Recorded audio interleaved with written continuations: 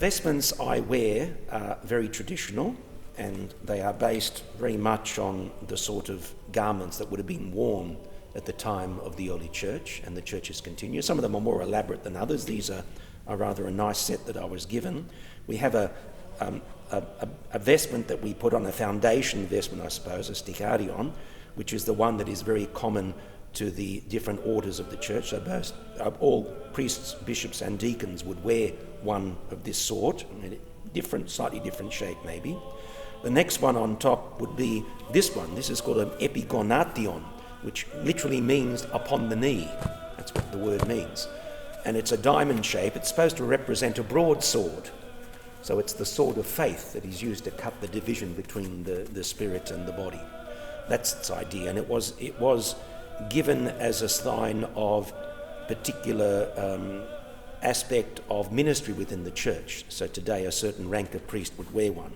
On top of that, I have my, I suppose in the West you'd say my stole, which is a very similar design, except in the Orthodox Church it is one piece that's usually, this one is cut, but often it's just a single piece with a hole for the neck. And it is the one which is said to be like the yoke. The priest carries the parish and the bishop carries the diocese, so it's the yoke of ministry that we have. And the prayer that we say when we put it on is, may the grace of God fall upon my shoulders like the oil that fell upon the beard of Aaron when he was consecrated a priest under the hand of Moses.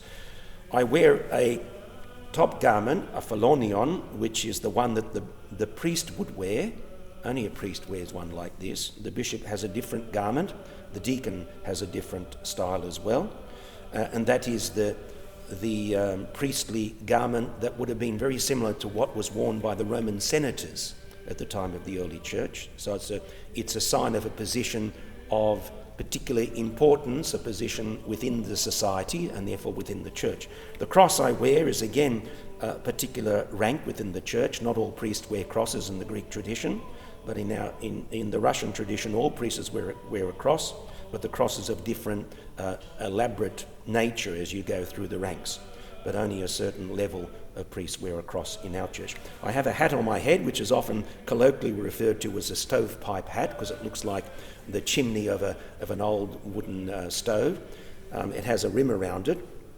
It's also the same hat that's worn by monastic clergy, but monastic clergy would wear a further garment which would be a black veil upon the hat, which hangs down on their shoulders. I'm not a monk, I'm a married priest. Most of our parish priests in the world are married priests, but not all of them. We have a number of monks who are also parish priests and a number who are resident in monasteries.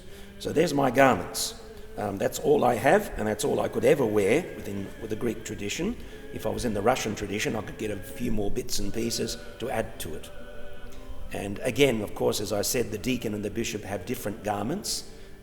They look very much together. The priest looks the odd one out.